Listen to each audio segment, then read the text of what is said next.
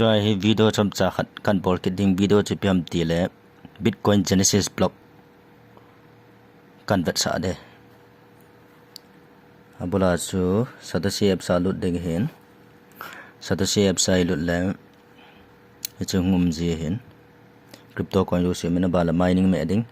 abala chunglang white paper ke tina khona lut de white paper ke tina khulu na hi le white paper ke cha mo timeline hin bona amin choi na sim ji de wen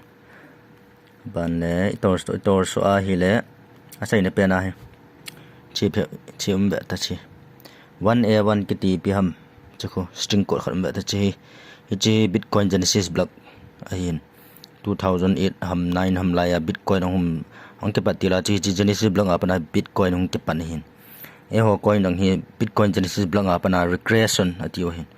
regret hum ke bol kit hin Bitcoin Satoshi coin hi Bitcoin Genesis block apana BTCs coin hi regret hum ke bol kit hin approve chu chin white paper ai la chaina pena omen 1a1 ke tin string code omen hash card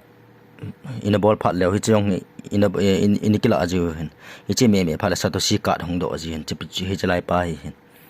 ka sai nom chu e ho BTCs hi Bitcoin Genesis block apana hong ke pan hin chu evidence cho hila ya mam til white paper ai la chaina pena chi omen aban Satoshi card hong ila do generate ke ball jin short time me phala hong do jin chu ne het su ke de han hi chi ka sai dom chu e ho pen Bitcoin te si me hi ai lo le Bitcoin to akirele dan pa chu Bitcoin te si mo hi te approve Genesis block chu kan ba sa ni hi chi